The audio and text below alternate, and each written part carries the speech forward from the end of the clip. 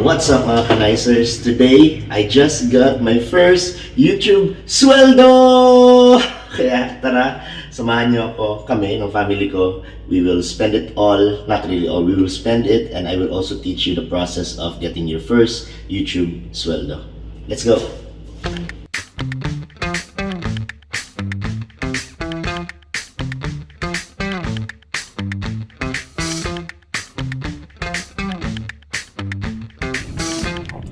Okay, so ang first YouTube sweldo ko ay hindi naman ganoon kalaki. First nga, di ba? So, expect ka na maliit lang. Pero ang nakuha ko na pera ay around $101 minus around 20% tax. So, mga $80 na lang yung nakuha ko.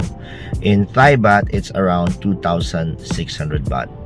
And the very first thing that I will do kapag ako ay nakakakuha ng pera ay ang tithes. So today, I'm going to go to the church first, and after that, let's see what's going to happen kasi I'm planning on treating my daughter din sa playground for her to have some share of my YouTube sweldo kasi part siya ng YouTube video ko eh. So, let's go to the church. Give your tithes. This is one of the things that I always practice when I receive some money. A few inches later. Okay mga kanaisers, so bumalik muna kami sa bahay and nagbihis and kakatapos lang kumain, and ito ngayon, we are going to Yo-Yo Land na! Yay!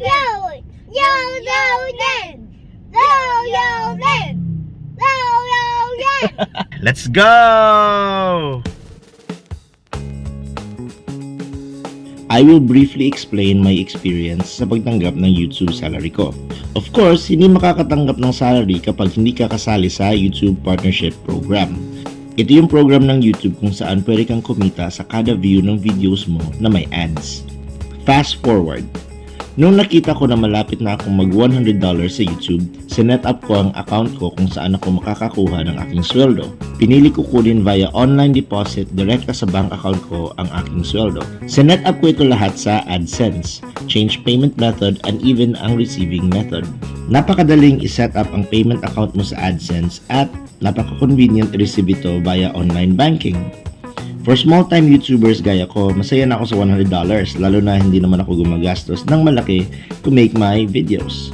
YouTube is also just an avenue for me to show off my creative side and also to help people who are looking for information regarding work in Thailand and other things in Thailand. Most of my contents are about working in Thailand and also my bucket list achievements. If you're watching this video and you're not a subscriber yet, please click the like button and subscribe to my channel. Thank you!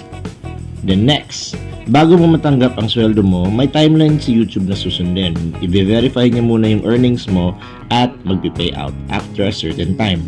Then after that clearing out time, yun na nga, I made this video at yun din yung araw na dumating ang aking first YouTube sahod. Back to the vlog. Alright, kanaisers, kaka-parking lang namin. Grabe, tagal namin naghanap ng parking. Andito na kami on the way to Yo-Yo Land. Ready? 1, 2, 3, go! Let's go! Ang Yo-Yo Land ay isang malaking palaruan na makikita sa Second Square. Parang carnival indoors at super daming palaruan na for kids and even for adults. Napakadaming pwedeng gawin dito. For adults, for kids, for couples, and of course for the family. Enjoy na enjoy si Elise sa paglalaro, and of course, ako din. Meron namang mga rides na open lang for kids, and meron mga rides na open for both kids and adults. May mga rides na mahaba ang pila at may mga rides din na halos walang pila. Kaya piliin nyo lang anong gusto nyo at kung ano ang pwedeng sakyan ng inyong anak. Dahil merong height limit ang ibang rides dito. Grabing energy ng anak ko. Wow! Ang parents ang pagod pero si Elise, wala pa. Elise Lael, are you sleepy? No. Do you want to go home? No. Do you want to ride the train? Yes. Do you want to ride a lot more? Yes. Yes or no? Yes. I can't hear you. Yes. Ang train ride ang isa sa mga highlights ng Yoyoland adventure namin kasi iniikot nito ang buong Yoyoland at may mga tunnel adventure din. Dadaan ito sa Safari Tunnel. Makikita dito ang iba't ibang mga animals na gumagalaw, pero of course hindi sila totoo. Ito ay mga machines lamang pero gumagalaw, may sound effects at pwedeng hawakan ng mga bata kapag naabot nila ito. How do you feel? I feel better now. Do you like Yo-Yo Land? Yes. What can you say? I can say anything I want. Huh? Siguro oras ng kumain. Gutom na ako, gutom na si Lisa, and for sure gutom na rin to si Elise. Ayaw lang magsalita kasi gusto pang maglaro. Pero gumagabi na, kaya it's time to eat dinner.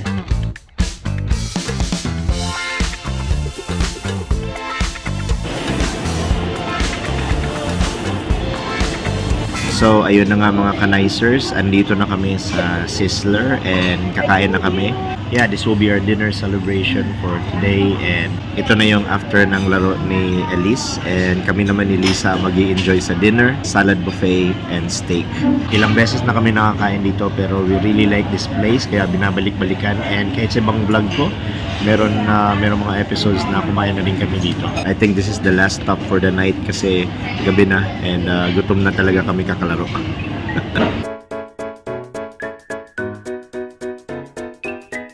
This whole day is just about celebrating and definitely super worth it.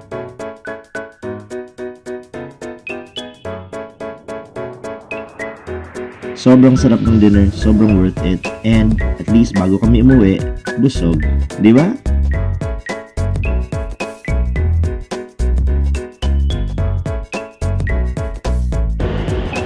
Elise, are you tired? No? Alright mga kanaisers, ito na, end of the day, pauwi na kami, and wow, super busog na uuwi, super pagod sa kakalaro, pero it was worth it. Ito yung mga kasama ko, mga pagod na din. Anong pinaka-memorable na nangyari today? Siguro yung Yo-Yo Safari. Yo-Yo Safari. Thank you mga kanaiser sa panunood. I hope you enjoyed this vlog. I hope you're also inspired to achieve your dreams and also inspired to strive for your first YouTube salary or first YouTube sahod. See you guys next time. Peace.